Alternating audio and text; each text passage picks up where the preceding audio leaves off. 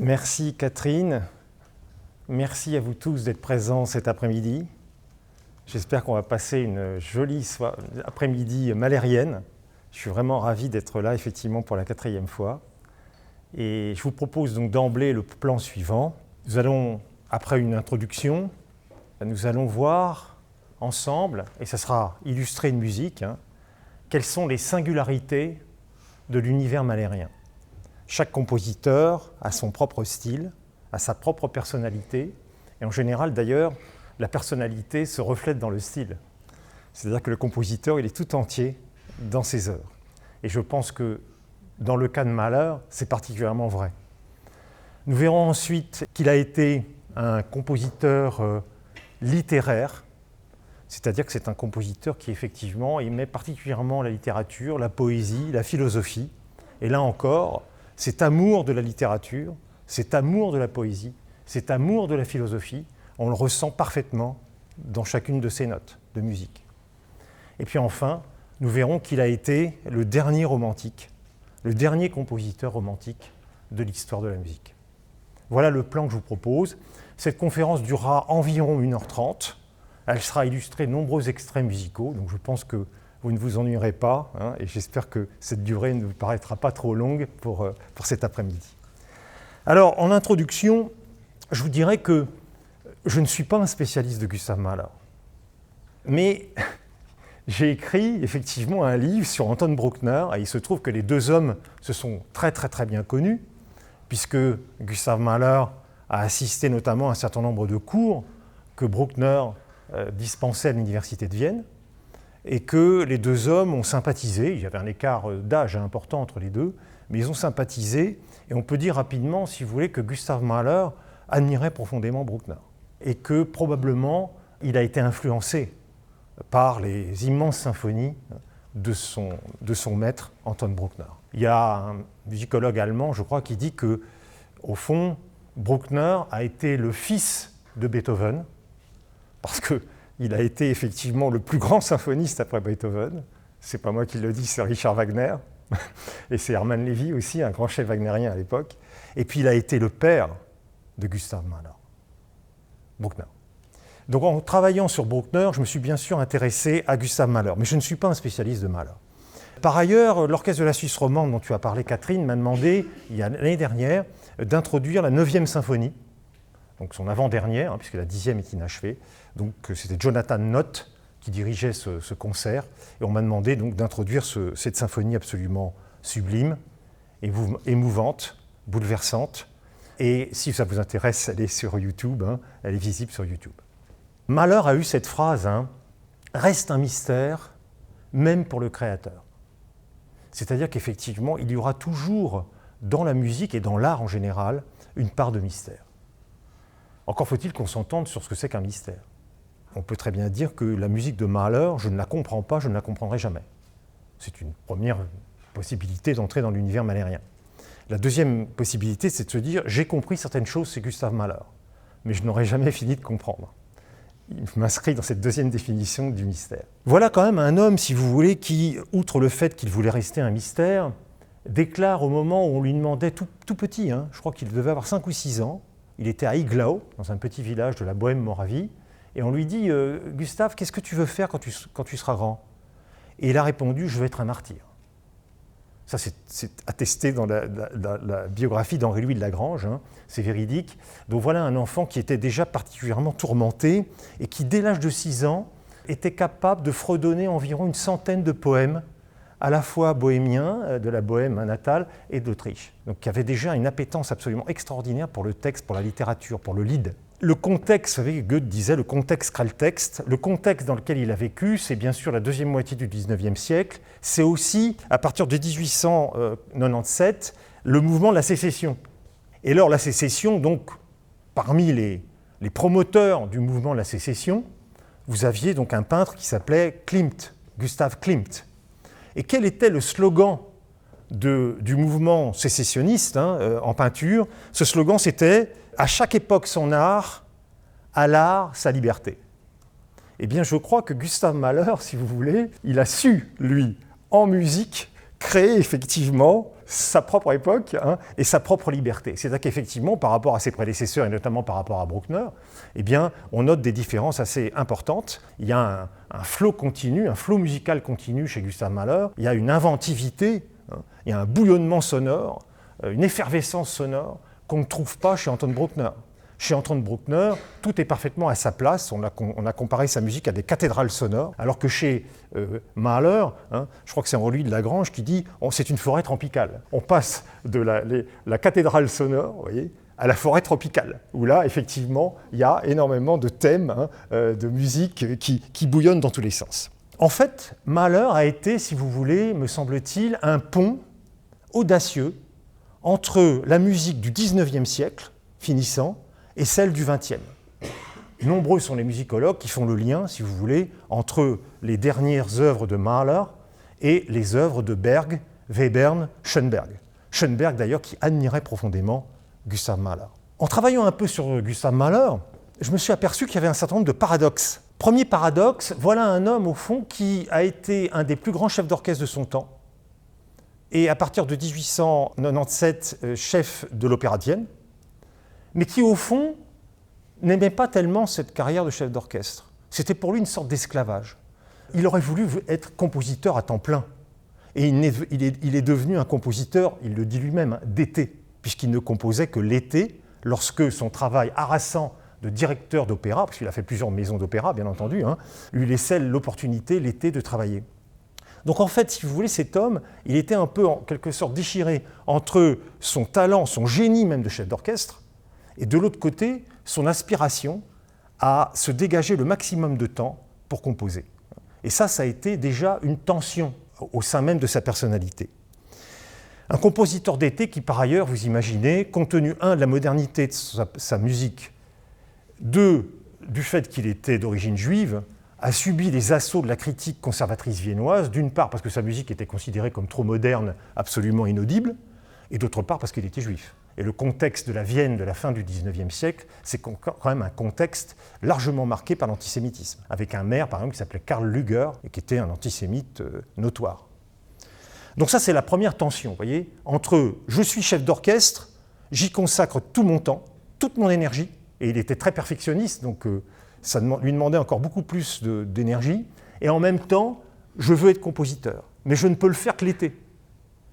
Deuxième paradoxe, voilà un homme qui était un personnage public, connu, réputé, estimé, même si on le critiquait, mais enfin estimé, quand vous êtes directeur de l'Opéra de Vienne pendant 10 ans, vous êtes un personnage central dans la vie de Vienne, d'autant que Vienne c'est la capitale de la musique, mais en même temps c'est un homme, quand vous lisez ses lettres, quand vous lisez les témoignages, par exemple de son ami Bauer-Lechner, Nathalie Bauer-Lechner, ou d'autres, on sent un sentiment de solitude très profond. Donc c'est assez paradoxal, d'une part d'être un personnage public, reconnu, réputé, et de l'autre côté de se sentir profondément seul. Vous voyez ? Et cette solitude, on verra, on va entendre des extraits, on la ressent parfaitement dans sa musique. Autre paradoxe, me semble-t-il, c'est que voilà un homme dont on nous a dit qu'il avait une santé fragile. Oui, certes, en 1901, il a eu une hémorragie intestinale, une grave opération, il a failli mourir. Ça a été très grave, mais il s'en est parfaitement sorti. Et en 1907, on lui a pronostiqué une endocardite, donc une insuffisance cardiaque. Mais finalement, quand on regarde l'emploi du temps de cet homme, non seulement il travaillait énormément, j'ai regardé par exemple quand il était à Hambourg, quand il était chef de l'Opéra de Hambourg, il donnait plus de 120 représentations par an, nouvelles. Mais il mettait en scène, et il faisait répéter les chanteurs, et il s'occupait de la mise en scène et des décors. Vous voyez, c'était l'art total pour lui. Donc c'est un travail absolument considérable. Mais en plus de son travail, voilà un homme qui était effectivement assez petit, il faisait moins d'1m60, mais plutôt musclé, les témoignages en attestent, et pour cause, puisqu'il adorait faire du vélo, il faisait beaucoup de vélo. Il est allé par exemple du Salzkammergut à Bad Ischl rencontrer Brahms en vélo, d'accord ?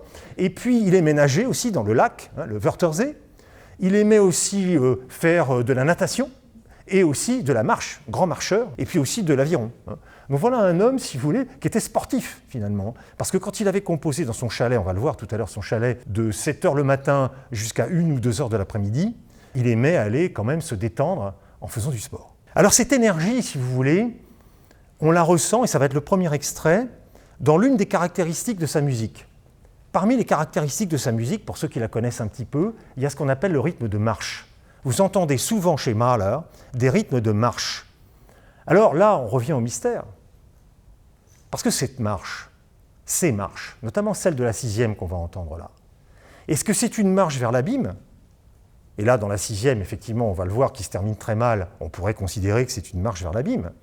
Ou est-ce que c'est une marche qui traduit la volonté farouche de Gustav Mahler, cette énergie qu'il avait en lui d'avancer, d'aller de l'avant, de continuer à créer, à composer malgré les critiques? On ne saura jamais. Alors je vous propose d'entendre, premier extrait, donc, il paraît qu'il avait une mâchoire assez énergique, un front bien dégagé, les yeux perçants. C'était un personnage assez fascinant. Tous les gens qui l'ont rencontré, il avait un charisme fou et une énergie débordante. Donc je vous propose effectivement d'entendre cette première marche dans la 6e symphonie, donc, qui date de 1903-1904. Est-ce que c'est une marche vers l'abîme ou est-ce que c'est l'énergie vitale que Mahler portait en lui et qui lui a permis, malgré tous les obstacles, d'aller au bout de ce qu'il avait envie d'entreprendre sur le plan musical?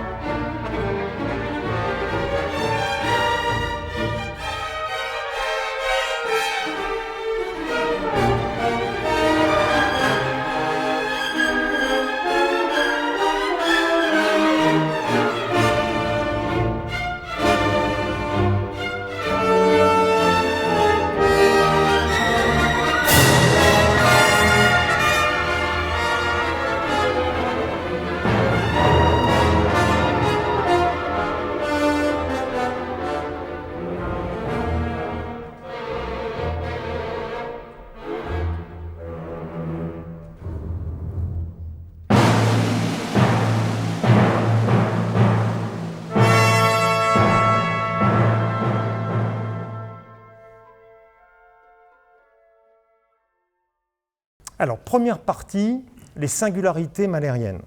J'en ai isolé quelques-unes. D'abord, il me semble que Gustav Mahler a été le dernier grand symphoniste autrichien. Et là, il y a une lignée incroyable d'ailleurs. Et ce n'est pas moi qui le dis, c'est un grand musicologue allemand qui s'appelle Paul Becker, qui, dans la fin du XIXe siècle, a écrit un excellent ouvrage sur Gustav Mahler, et en 1921, Gustav Mahler Symphonien. Et au fond, il dit effectivement, il y a une lignée évidente entre Joseph Haydn, avec ses 104 symphonies, que Mahler admirait, et puis ensuite, bien sûr, Beethoven, qui n'était pas viennois, mais qui est mort à Vienne, qui a vécu à Vienne. Ensuite, Mozart, bien sûr, Schubert, Bruckner et Mahler. Mahler est le dernier de la lignée. Kurt Blaukopf, donc un musicologue allemand, 1969, dans un livre qui s'appelle Gustav Mahler, il écrit « La musique conservait toujours pour Mahler, même au milieu de toute routine, quelque chose de sacré. » C'est-à-dire qu'avec ses illustres prédécesseurs, il partageait la vie, l'opinion selon laquelle la musique n'est pas un divertissement. La musique est un art sacré, un art, Hegel parlait de l'art de l'intériorité, un art qui élève l'homme et qui élève l'âme également. Alors ça, c'est la première singularité. Deuxième singularité, je vous l'ai dit, ça a été un compositeur d'été, parce qu'il ne pouvait composer que l'été, et il ne supportait pas le bruit. Le moindre bruit l'importunait. Alors, il s'est fait construire une maison au bord du lac, le Wörthersee, et puis, il ne composait pas dans la maison, parce que là, il y avait sa femme, ses enfants, la femme de ménage, etc., donc il y avait trop de bruit. Donc il s'est fait construire un chalet Componiershäuschen, là c'est à Mayerning, donc près de Klagenfurt, en Carinthie. Et là, effectivement, il se levait à 6 h le matin, il se faisait déposer le petit déjeuner à la porte de ce petit chalet, il ne fallait surtout pas que la femme de ménage entre dans le chalet, ne le dérange, et il travaillait là tous les matins, une bonne partie de l'après-midi. Et alors, pour aller de la maison, ça c'est des photos que j'ai prises moi-même, je me suis rendu sur place, pour aller de la maison au chalet, il fallait gravir une petite colline quand même, qu'on voit ici. Alors quand c'était boueux, il glissait un peu. Mais voilà, donc il était dans la nature, il entendait le chant des oiseaux, les oiseaux, ça ne le dérangeait pas. Mais pour le reste, il ne supportait pas d'autres bruits. Donc un compositeur d'été, quelqu'un qui avait une relation avec la nature, avec le silence très particulière. Entendons par exemple, j'ai été un peu trop vite là, quand j'ai dit que c'était le dernier compositeur autrichien, oui, parce qu'on entend dans sa musique ce qu'on appelle les fameux Ländler, qu'on entend. Alors les Ländler, on les entend chez Haydn, on les entend chez Mozart, on les entend chez Schubert, on les entend bien sûr chez Bruckner. Le Ländler, c'est une danse paysanne, 3 temps, que les paysans dansaient dans les villages. Et bien, dans la symphonie numéro 1, sa première symphonie, on entend un Ländler, ce qui le rattache bien sûr à son terroir autrichien. Parce que, Mahler le disait, je suis un peu apatride un peu partout. Il n'empêche que l'Autriche et Vienne en particulier, c'était sa patrie, de cœur et d'esprit.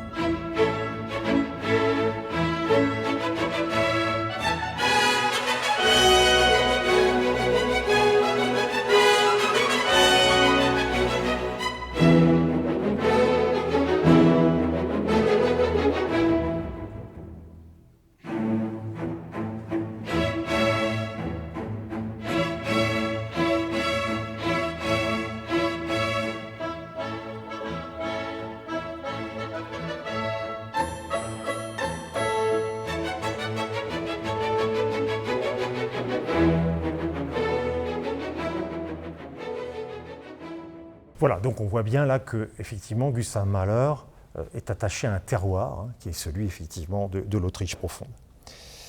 Alors compositeur d'été, oui, parce que en fait cet homme, en 1878, il se présente à un concours de composition, parce qu'il souhaitait, dès son plus jeune âge, devenir compositeur. Et là, il propose le Klagenlied, das Klagenlied. Et dans le jury, il y a Johannes Brahms et Eduard Hanslick. Et là, il se fait blackbouler. Il se fait blackbouler parce que Brahms n'appréciait pas outre mesure ce genre de musique et Hanslick encore moins. Et donc, du coup, si vous voulez, il est devenu chef d'orchestre un peu par dépit. Parce qu'il aurait vraiment voulu, il le dit dans sa correspondance, il aurait voulu devenir compositeur.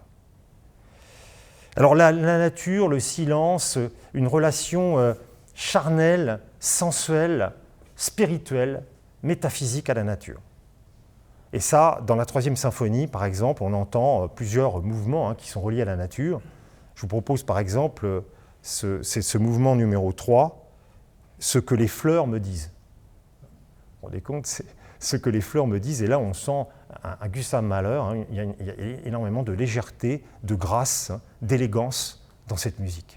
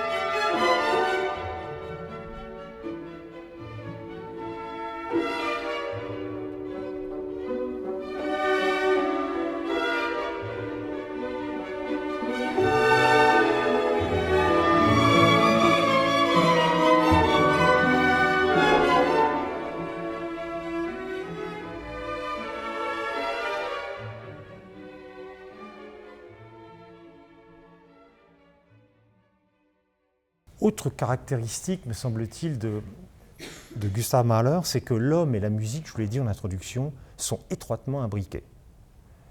Là, on a effectivement un grand musicologue allemand, Constantin Fleuros, qui écrit « Sa musique, ses symphonies, si différentes, ne sont en rien de la musique absolue, la musique pure, mais bien plus reflètent les traits de sa personnalité et de son monde intérieur. » Je pense que s'il y a un compositeur, effectivement, qui s'est épanché sur le plan personnel dans sa musique, c'est bien Gustav Mahler. Jean Matter, édition L'Âge d'Homme à Lausanne, un excellent livre que je vous recommande sur Gustav Mahler. Jean Matter écrit « Toute symphonie de Mahler est d'abord un autoportrait de son auteur. » Effectivement, il avait une humeur assez changeante. Tous les témoignages le disent. Il pouvait passer de l'exaltation la plus grande, de la joie la plus extrême, à la tristesse la plus profonde, en quelques minutes. Gustav Mahler écrit lui-même « Chez moi, la création et la vie sont tellement liées que si mon existence devait couler tranquillement comme un ruisseau dans une prairie, il me semble que je ne pourrais plus rien faire de juste. » Fin de citation. À propos de ses deux premières symphonies, numéro 1, numéro 2, il écrit « Elles expriment le contenu de ma vie entière. Mes deux symphonies expriment ce que j'ai éprouvé et souffert, vérité et fiction en musique. Et pour quelqu'un qui saurait bien lire, ma vie devrait en fait lui apparaître en transparence. » Alors nous allons écouter un moment, parce qu'il y a des moments effectivement apaisés, on vient d'en entendre un ici, ce que les fleurs me disent, et puis il y a des moments d'extrême tension, d'extrême douleur, d'angoisse métaphysique. Et là je vous propose d'entendre par exemple le début du final de la symphonie numéro 1.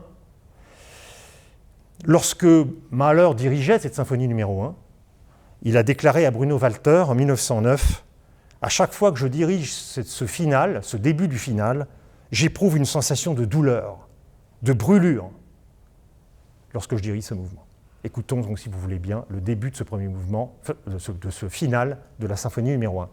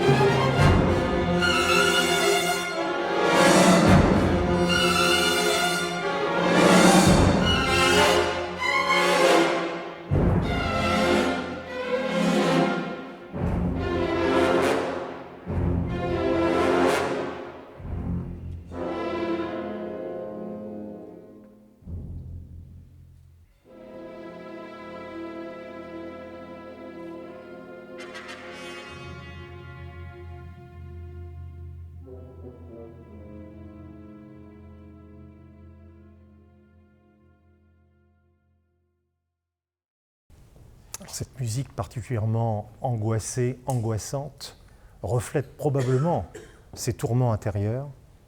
Mais il y a un chef indien, Eliahu Inbal, qui a dirigé l'intégrale des symphonies de Mahler il y a quelques années. Et au fond, il disait, lorsque j'entends ce genre de passage, j'ai l'impression que Mahler anticipait les horreurs qui allaient être celles du XXe siècle. C'est-à-dire la Première Guerre mondiale, la Seconde Guerre mondiale, la Shoah, l'horreur absolue sur la Terre, l'enfer sur la Terre. Alors cet homme, si vous voulez, a une vie très dense, une vie pleine, mais une vie courte. Il est mort à 51 ans. Et il a vécu de terribles épreuves, qu'on entend probablement ici, déjà, dans la première symphonie. Première épreuve, mort de son frère Ernst en 1874. Le frère a 13 ans, lui il a à peu près le même âge, c'est la fin de son enfance. L'enfance c'est fini, c'est une douleur absolument énorme, la perte de son frère aussi jeune. En 1895, il repère un autre frère qui se suicide d'une balle dans le cœur, qui s'appelait Otto, à Vienne. En 1907, il perd sa fille préférée, Anna, de la scarlatine, dans d'atroces souffrances. En 1910, il apprend l'infidélité de sa femme, Alma Mahler, avec Walter Gropius. Il reçoit d'ailleurs la lettre que Gropius devait envoyer à Alma, mais qui reçoit, lui, en son nom. C'est une douleur absolument terrible, dont il ne se remettra pas. Je vous l'ai dit, 1901, donc hémorragie intestinale, 1907, insuffisance cardiaque, et puis l'antisémitisme permanent, le rejet de sa musique, on l'a traité de tous les noms, avec des caricatures, vous voyez, il a été caricaturé dans la presse viennoise de l'époque énormément, mais il a poursuivi son chemin, exactement comme Bruckner, si vous voulez. On me critique, on me déteste, mais je continue de tracer ma voie. Pour aller au sommet de la douleur, je vous propose d'écouter le final de la symphonie numéro 6, dont on a entendu ici le début. Alma Mahler dira, à propos de cette symphonie, « Aucune œuvre ne lui est sortie du cœur plus directement que celle-là. Nous avons beaucoup pleuré. » Et vous allez entendre, après un silence, 3 coups de marteau. 3 coups de marteau qui sont prémonitoires.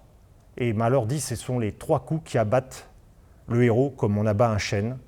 Cette musique est probablement prémonitoire, elle est effectivement absolument sublime, mais difficile à écouter, mais magnifique pour le reste.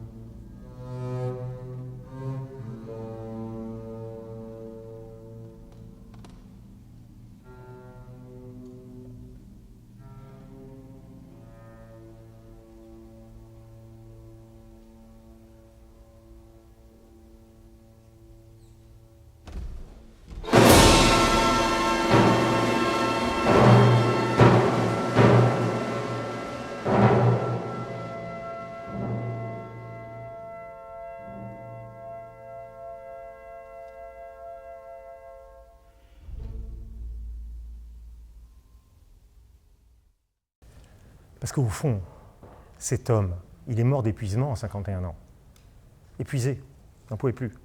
Il revenait de New York où il avait dirigé énormément de concerts, énormément d'opéras. Il avait fait d'ailleurs des tournées aux États-Unis. Il est rentré, il n'en pouvait plus. Il est mort d'épuisement. Alors, autre trait singulier de Gustav Mahler, c'est sa personnalité effectivement tourmentée, on pourrait même dire torturée, complexe. Ces traits principaux, Jean Matter les développe dans son livre, une âme divisée, dit-il, tourmentée en perpétuel conflit. Bruno Walter, qui a été son assistant, le grand chef autrichien Bruno Walter, qui a été son ami, son assistant, qui a été un grand chef mozartien également, écrit « Je n'ai jamais rencontré un homme d'une telle intensité. » Charismatique, il paraît qu'il avait une voix assez grave, donc il en imposait. Il était petit, mais il avait une voix grave, il avait un regard vraiment qui vous traversait la personne. Et en fait, c'était un idéaliste. Il recherchait toujours l'absolu, comme dit Bruno Walter. Mais quand vous êtes idéaliste et que vous recherchez l'absolu, vous êtes souvent déçu par le réel, par les autres, par vous-même parfois. Bruno Walter, toujours, qui était très proche, il ne connut jamais de délivrance dans son effort pour trouver un sens à la vie. Certains disent qu'il était un chercheur de Dieu, puis il était en quête spirituelle. Il se posait sans arrêt des questions d'ordre spirituel. Ernst Dexey, un de ses proches également, qui a passé pas mal de temps avec lui à Toblach, Dobiaco, en Autriche, dans les dernières années. Il écrit « C'était un homme qui se dévorait lui-même. » Thomas Mann, Munich 1910, il rencontre Gustav Mahler au moment où il dirige la 8e symphonie. Et Thomas Mann, le grand écrivain allemand, écrit « J'ai eu l'impression pour la première fois de ma vie de rencontrer un grand homme authentique. » Alors écoutons, si vous voulez bien, le début de la symphonie numéro 3, parce que la vision que Mahler a de la nature est bien sûr d'abord son rapport charnel à la nature, sensoriel, mais ça va plus loin. Il y a une espèce de métaphysique de la nature. C'est-à-dire que la nature, si vous voulez, pour lui, d'abord c'est Dieu, en cela il est très spinoziste, il est panthéiste, la nature est Dieu, Dieu est nature, d'accord ? Et cette nature, elle est à la fois belle, rassérénante, mais elle peut être aussi angoissante, elle peut être terrifiante. Voyez ? Et ce qu'il essaye d'exprimer dans sa musique, ça n'est pas tant une description de la nature. Vous savez que Beethoven avait dit, ça n'est pas une description de la pastorale, c'est ce que je ressens à travers la nature. Et bien là, c'est pareil. Il essaye d'exprimer en musique l'âme même de la nature. C'est une espèce de métaphysique de la nature. Parce que ce début de la symphonie numéro 3, qui est intitulé donc Réveil du printemps, Pan, l'éveil de Pan, le printemps, la nature s'éveille, c'est une nature effectivement qui quand même est très mystérieuse, voire légèrement angoissante. Alors je vous propose d'écouter le début de cette symphonie numéro 3 qu'il a composée en 1893-1896.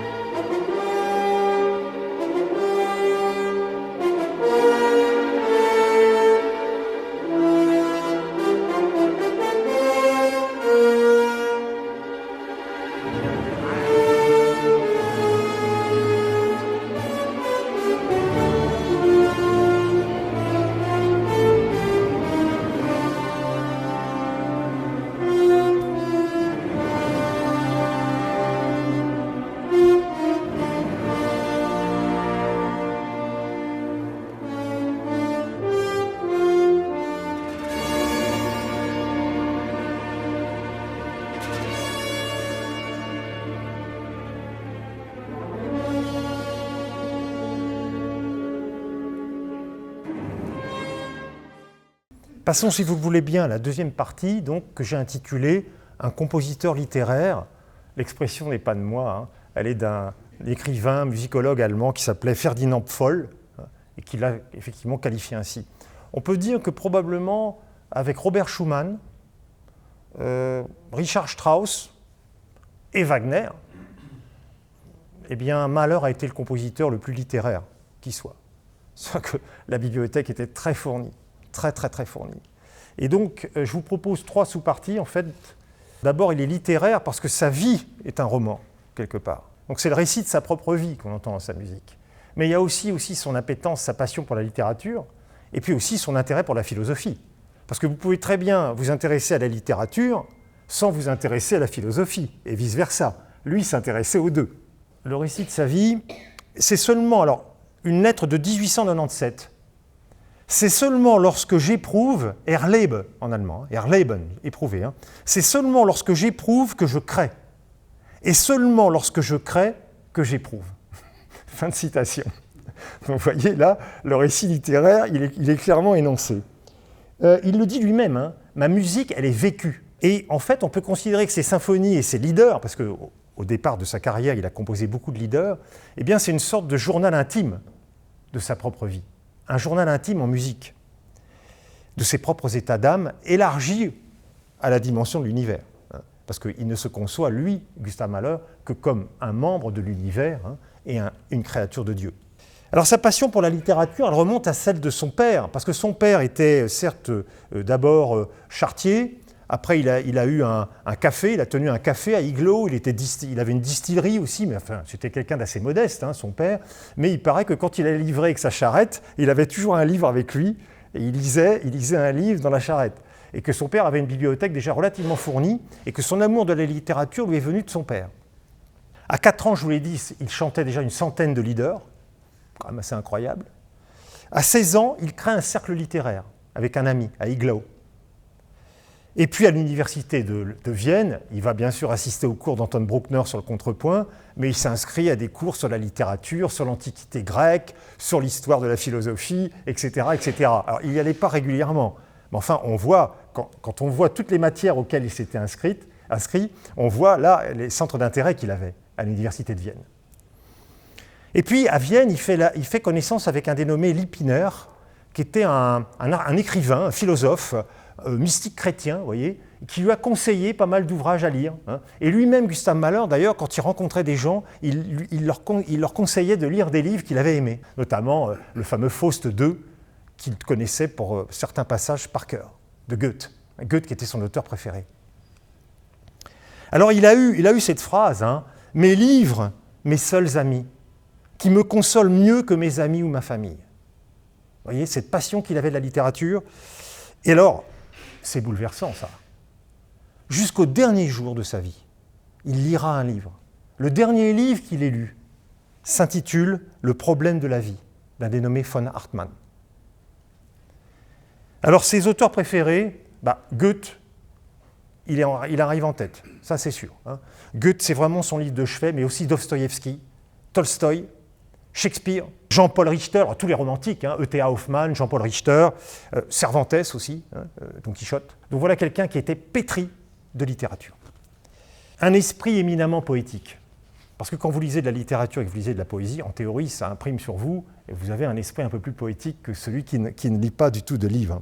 Alors vous avez notamment dans la 3e symphonie un moment absolument incroyable, le final, qui se termine par un adagio. Et cet adagio, en fait, il écrit hein, « ce que l'amour me dit ». Alors l'amour, ce n'est pas l'amour entre l'homme et la femme. Ça peut l'être, bien sûr, puisque l'amour, ça inclut tout. Mais dans son esprit, il s'agit bien de l'amour de Dieu. Dieu est amour, et dans l'amour, il y a Dieu. Mais il s'agit bien de l'amour de Dieu. Donc là, on a effectivement une vision infiniment poétique. Bruno Walter dira à propos de ce final de la 3e symphonie, donc qui se termine sous la forme d'un mouvement lent absolument sublime, il écrira « Les mots n'ont plus leur place ici.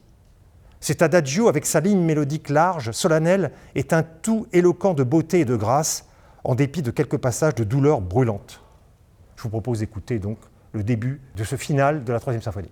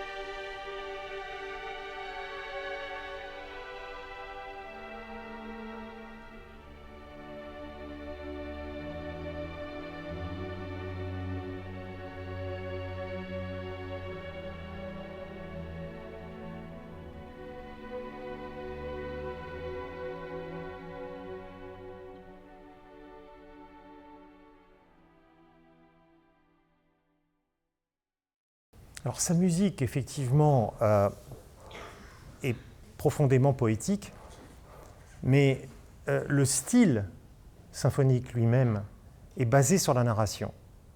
Et là, il y a une phrase de Pierre Boulez qui est très intéressante.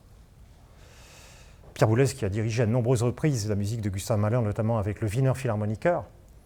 La grande nouveauté de Mahler, dit-il, l'élément primordial de sa musique, c'est la narration. Ces symphonies sont des poèmes épiques narratifs. C'est-à-dire que ce sont effectivement des personnages, alors ce sont les instruments, parce que les instruments sont souvent utilisés en soliste, vous voyez, et ce sont les instruments qui dialoguent entre eux, qui racontent une histoire. Il se passe toujours quelque chose. Il y a des événements qui se succèdent, vous voyez, et souvent inattendus, des événements différents et inattendus. Alors vous savez, un grand sociologue allemand qui s'appelait Theodor Adorno, qui a écrit un très bel ouvrage sur Gustav Mahler dans les années 60, il dit au fond, les symphonies de Bruckner sont d'ordre dramatique. Il y a une dramaturgie qui est reliée au drame intime de Bruckner lui-même. Les symphonies de Mahler, dit-il, sont romanesques. Vous voyez ? C'est totalement différent. C'est le lied, on va en entendre des lieds, c'est le lied, c'est-à-dire le chant, la poésie allemande mise en musique qui féconde, en tout cas les premières symphonies, jusqu'à la 5e. Alors sa passion pour la philosophie maintenant, eh bien, il l'exprime à Bruno Walter. Quand on veut composer de la musique, dit-il, écrit-il, on ne doit pas vouloir peindre, faire de la poésie, décrire. Mais ce que l'on compose n'est rien d'autre que l'homme tout entier, sentant, pensant, respirant, souffrant. Vous voyez là, on a bien une conception philosophique de la musique. Donc lettre de 1904 à Bruno Walter. Alors ses philosophes préférés, il en avait pas mal aussi, Kant bien sûr, mais aussi beaucoup Schopenhauer, dont il s'est d'ailleurs assez écarté au bout d'un moment. Enfin non, Nietzsche, pardon. Schopenhauer, il s'en est jamais écarté. C'est Nietzsche dont il s'est écarté à un moment, mais il a été beaucoup influencé par la pensée de Nietzsche. Il a été influencé aussi beaucoup par les mystiques allemands, et puis Richard Wagner aussi. Richard Wagner, qu'il ne considérait pas seulement comme un compositeur, mais il a eu, à propos de Wagner, il a eu cette expression dans une de ses lettres, il a dit « Wagner avait un esprit de feu ». Ce n'était pas seulement un compositeur, pour lui c'est un musicien penseur, et il le considérait comme le grand réformateur de l'art opératique notamment. Donc Wagner était pour lui un grand penseur, qui l'a beaucoup influencé. Alors vous savez que son ambition à lui, à Gustav Mahler, c'était de construire un monde. Une symphonie, pour lui, c'était l'occasion de construire un monde avec tous les moyens dont il avait à sa disposition. C'est pour ça qu'il utilise énormément de percussions, de cuivre. Vous avez des symphonies où il y a 8 ou 10 corps, alors que dans les symphonies classiques, en général, vous avez 2 ou 3 corps, maximum. Voyez ? Donc il utilise tous les moyens techniques possibles et imaginables pour effectivement créer ce monde sonore qui est en même temps un monde d'ordre métaphysique. Il le dit d'ailleurs. Lettre à Joseph Steiner, vous rendez compte, il a 19 ans. Il écrit à Joseph Steiner en juin 1879 « Il me faut aimer ce monde avec sa tromperie, sa légèreté et son ricanement éternel. » Oui, parce que chez Mahler, et c'est ce qu'il distingue de Bruckner, il y a de l'ironie, il y a du grotesque, il y a du trivial, à l'image du monde. Ce monde dont il a du mal à vivre dans ce monde.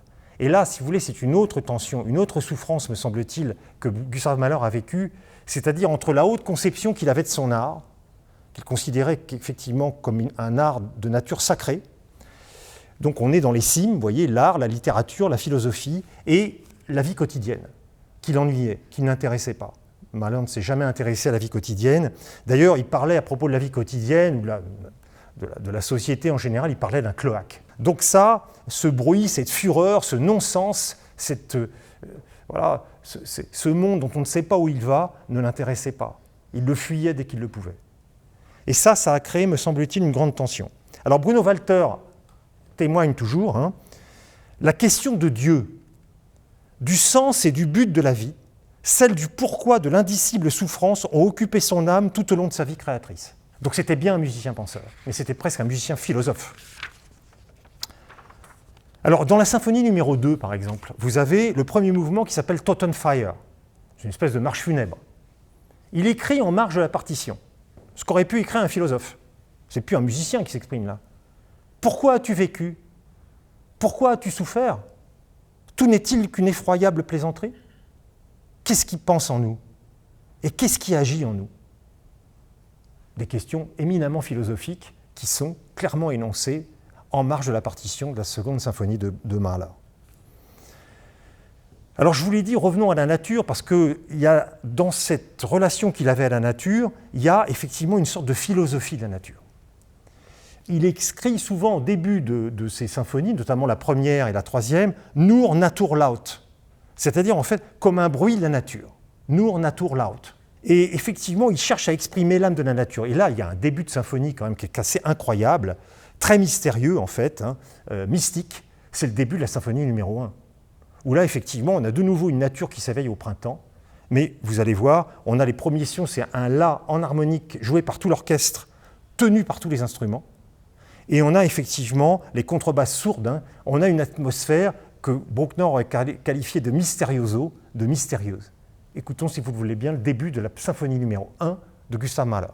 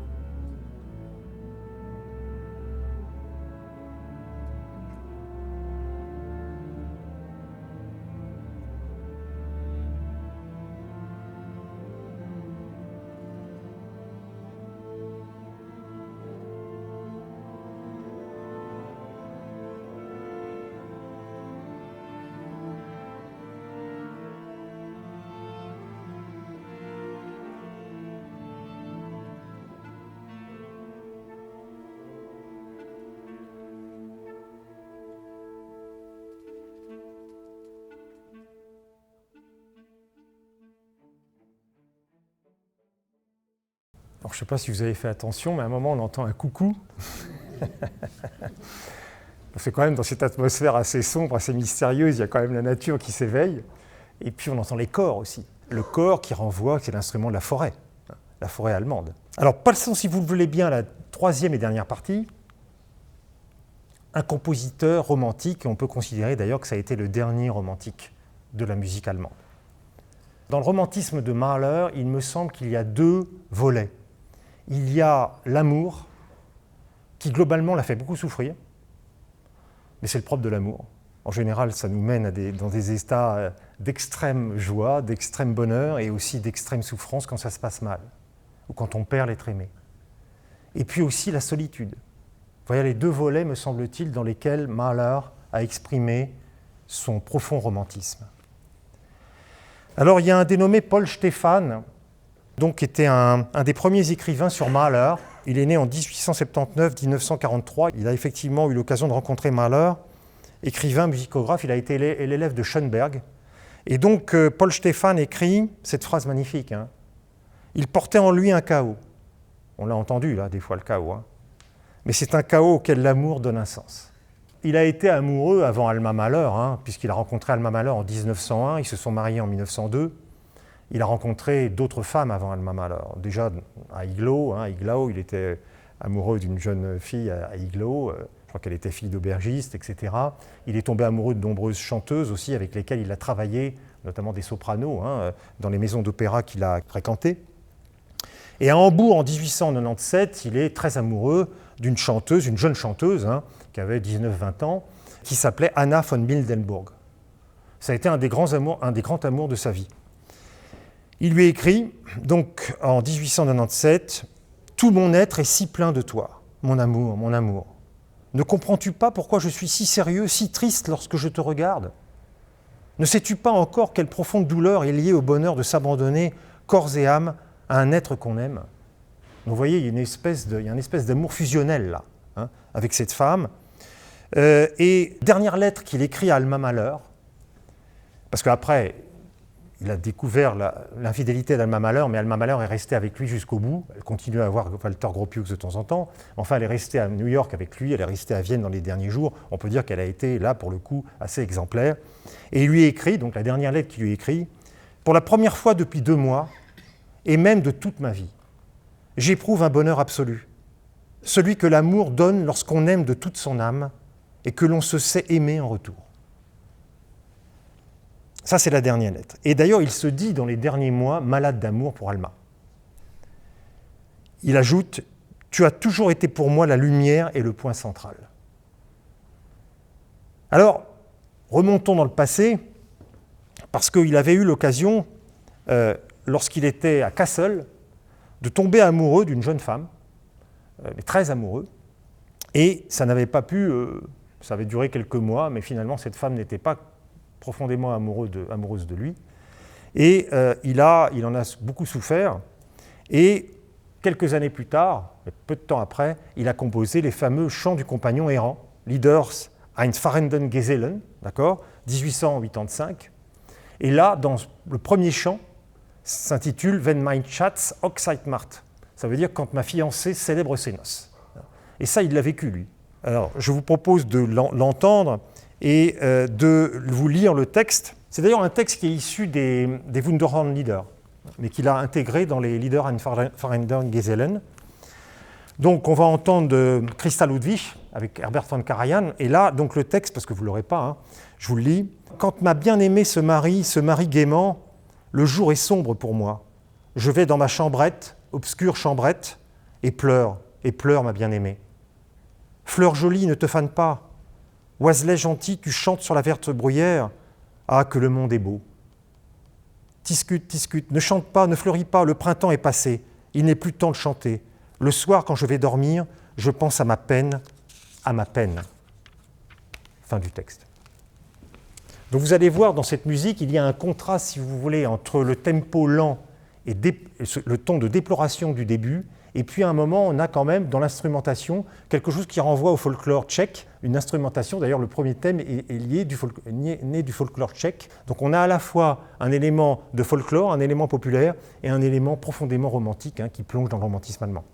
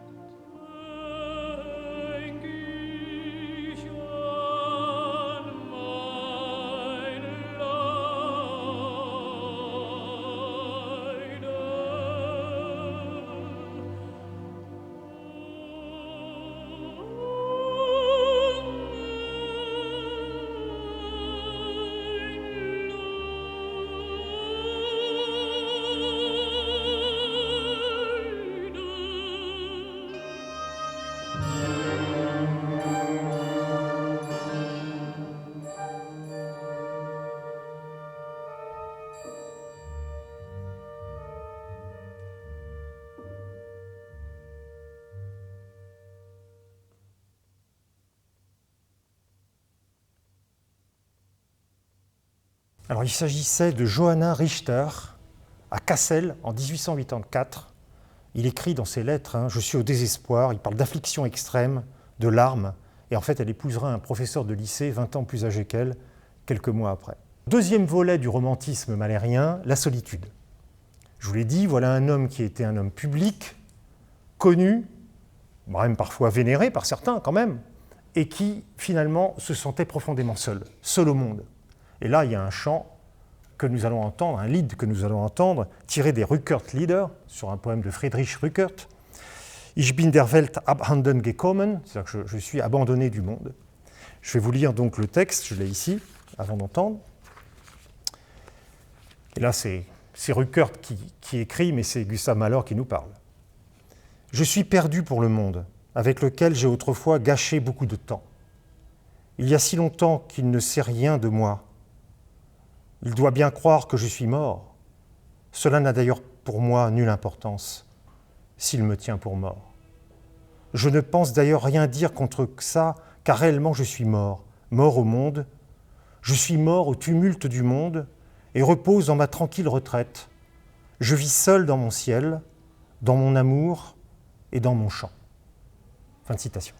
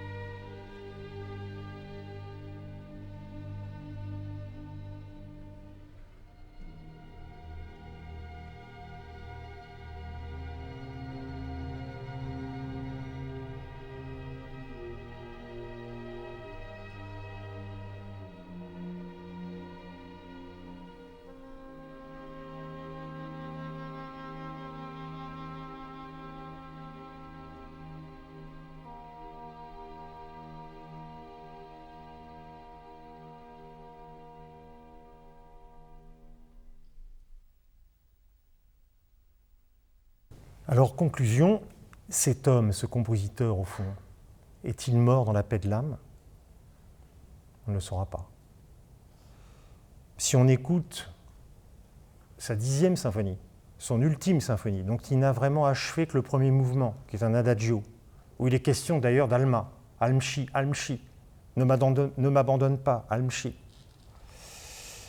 Et justement, Alma Mahler témoigne quelques jours après la mort de son mari, dans un sanatorium de Vienne. Elle écrit la chose suivante. « Je ne pourrai jamais oublier les heures qui précédèrent sa fin, au cours desquelles la grandeur de son expression s'amplifia. Sa lutte pour les valeurs éternelles, son élévation d'esprit au-dessus des banalités et son inébranlable dévotion à la vérité sont bien là les exemples les plus vivants de son existence emplie de sainteté. » Fin de citation. Alors, pour clôturer en musique cette conférence, je vous propose effectivement un extrait de cet adagio de la 10e symphonie qui, effectivement, est le premier mouvement de cette 10e symphonie. Il y a 4 mouvements, mais les 3 autres sont à peine ébauchés. Là, on va entendre Leonard Bernstein.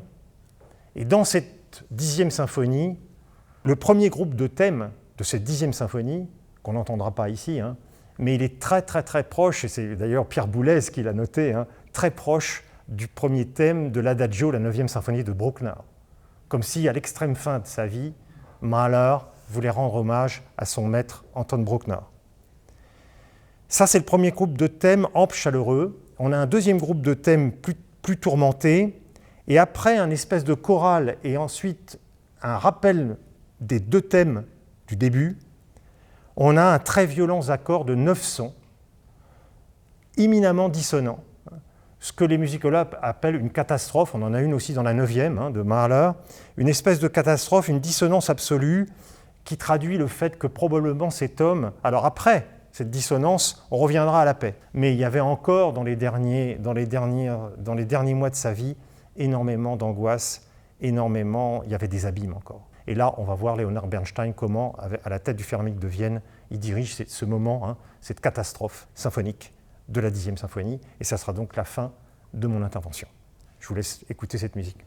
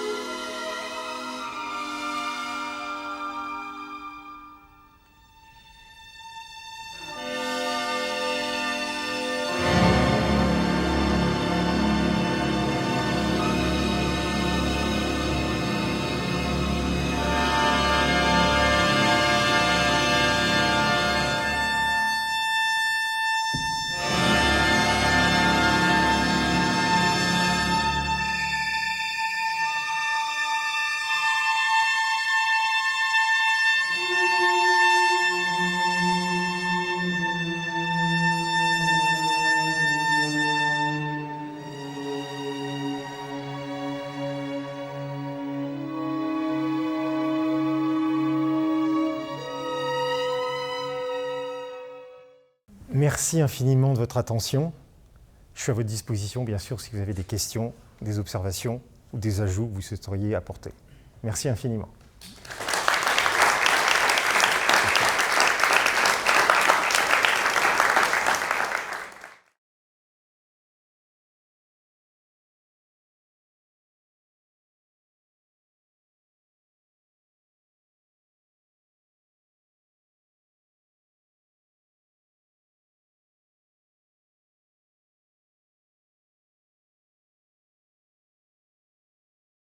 Excellente question. Je vous rappelle que le chef d'orchestre qui a dirigé le Parsifal en 1888 s'appelait Hermann Lévy. Et il était juif. Alors quand même, Richard Wagner lui avait demandé quand même, entre la poire et le fromage, s'il n'envisageait pas de se convertir.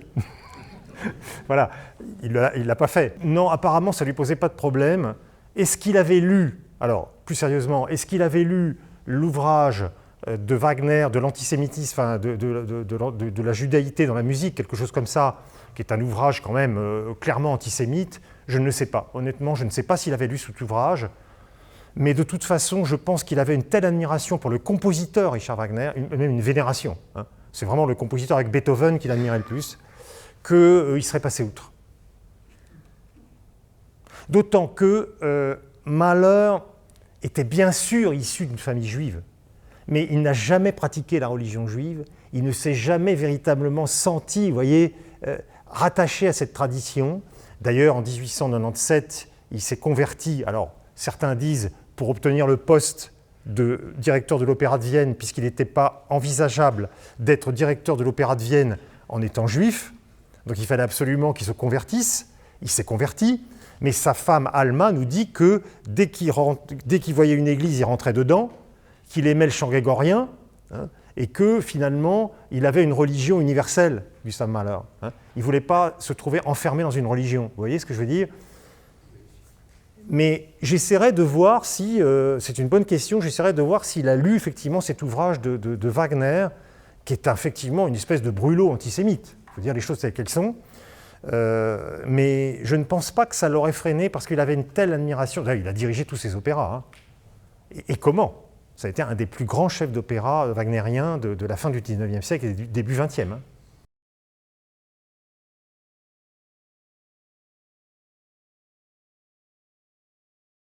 Alors, la 4e symphonie est incontestablement la plus détendue, la plus lumineuse, la plus apaisée des symphonies de Mahler. Même si le Ruhevoll, hein, le mouvement lent, laisse percevoir quand même une grande tristesse, hein, une grande profondeur. Mais il n'en demeure pas moins que cette symphonie, effectivement, vous savez, c'est un peu... On dit que Beethoven était un compositeur tourmenté. Oui, il l'a été, c'est clair. Hein. Mais la 6e pastorale, elle est totalement détendue, elle est totalement apaisée. Hein. C'est un Beethoven qui est en fusion avec la nature et qui est parfaitement bien. D'ailleurs, au même moment, il compose la 5e. La 5e qui est tragique en ut mineur et cette pastorale. Donc, vous voyez, il y a les deux côtés. Mais vous avez raison. Il n'a pas passé... Je vous l'ai dit qu'il aimait la natation, il aimait faire du vélo, il aimait nager dans le lac. Voilà un homme qui aimait même prendre des bains de soleil. Il a quand même eu, Dieu merci, dans sa vie, quelques plaisirs qu'on retrouve ici ou là dans sa musique. Mais globalement, sa musique, vous parlez des Knabenwunderhorn, qu'est-ce qu'on entend des Knabenwunderhorn? On entend un militaire qui vient voir sa bien-aimée pour la dernière fois, il ne reviendra jamais, etc. Il est allé piocher, parce que les Knabenwunderhorn, c'est Arnim et Brentano. Hein. C'est une série de poèmes, si vous voulez, absolument immense, hein, issus de la tradition orale, que Arnim et Brentano, qui étaient deux poètes romantiques, sont allés piocher dans la tradition orale. Et là, effectivement, Mahler en a sélectionné que quelques-uns, une petite vingtaine, hein, sur 300 ou 400. Et puis, globalement, la tonalité est quand même assez sombre.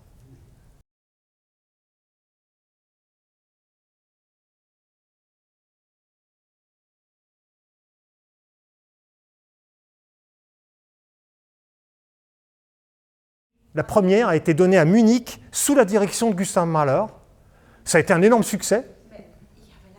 Ah oui, oui, bien sûr. Alors on dit la symphonie des 1000, c'est stupide parce qu'il n'y a pas 1000, il y avait même déjà...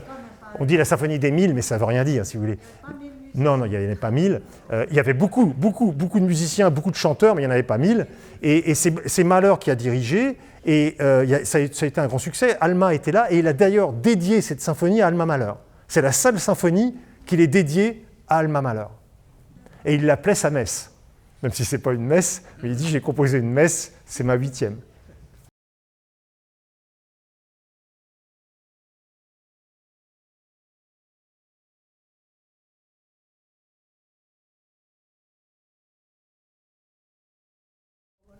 Alors là, c'est encore pire. C'est-à-dire que voilà un homme qui, alors qu'il avait une femme ravissante, qui aimait séduire, etc., qui s'ennuyait, qui n'aimait pas sa musique, mais enfin bon, il avait une femme, il avait 2 enfants, il avait du succès, d'accord? Il était chef de l'Opéra de Vienne et il compose une série de lieder, Kindertotenlieder, donc le chant des enfants morts, d'accord? Et sa femme a hurlé. Alma a dit « mais t'es fou de composer une musique comme ça sur des enfants morts, nous, nos enfants, ils sont en bonne santé, Dieu merci, pourquoi tu composes ça ?» Bon. Et c'était effectivement un peu comme la 6e qu'on a vue tout à l'heure, ces 3 coups de marteau, là, qui, comme le chêne qu'on abat, c'était prémonitoire. À croire que c'était prémonitoire. Il ne le souhaitait pas, bien entendu. Hein. Il en a énormément souffert de la mort de sa fille. Mais il y a quelque chose de prémonitoire, et alors là, pour le coup, de mystérieux. Qu'est-ce qui fait qu'il a éprouvé le besoin de mettre en musique ces poèmes qui raconte quand même la mort d'un certain nombre d'enfants. Alors à l'époque, la mortalité infantile était certes largement répandue, mais enfin quand même, Alma Mahler, elle n'a pas du tout apprécié qui compose cette musique. D'ailleurs, elle n'appréciait pas sa musique en général, mais là, pour le coup, là, elle ne l'appréciait pas du tout. De même que dans la 6e symphonie, je crois que le 3e mouvement, pas le mouvement lent, le 3e mouvement, il le dit, hein, c'est des enfants qui jouent dans la cour, et puis d'un seul coup, la musique devient de plus en plus dissonante, on ne sait pas trop ce qui se passe. C'est assez angoissant aussi également, ce 3e mouvement de la 6e symphonie, il est question d'enfants qui jouent.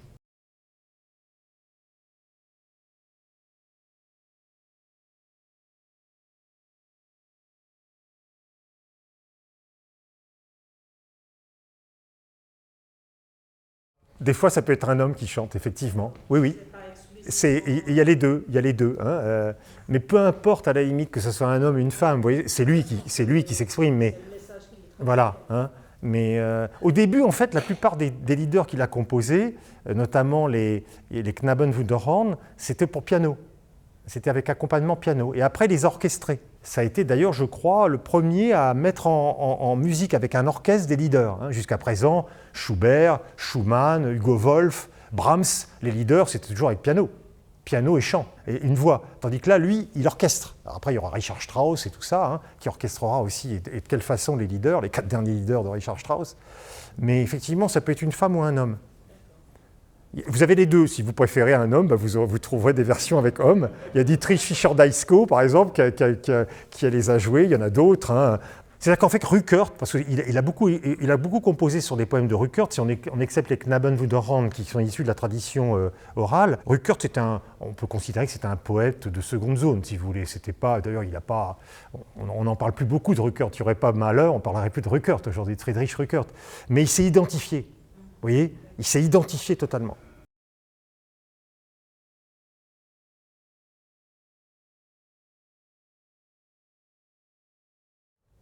Il va même jusque, par exemple, dans la 7e, à utiliser une mandoline et une guitare. Quand même, bon. Alors, on ne parle pas des percussions. Alors là, les percussions chez Mahler, c'est incroyable. Le nombre de percussionnistes qu'il peut y avoir dans la 3e ou dans la 6e. Les cuivres, enfin, effectivement, les harpes, etc. Il utilise vraiment toutes les sonorités possibles et inimaginables pour créer, je vous l'ai dit tout à l'heure, un monde sonore, hein, dans un flux musical continu. Il n'y a pas d'exposition chez lui de véritable, et il n'y a pas de réexposition comme chez Bruckner, vous voyez. Tout avance comme ça, au fil de l'eau, hein, en fonction de sa pensée musicale. C'est la pensée musicale qui guide la forme. Alors que chez Bruckner, il y a une pensée musicale, mais dans une forme. Vous voyez. Mais lui, la forme se plie à sa pensée.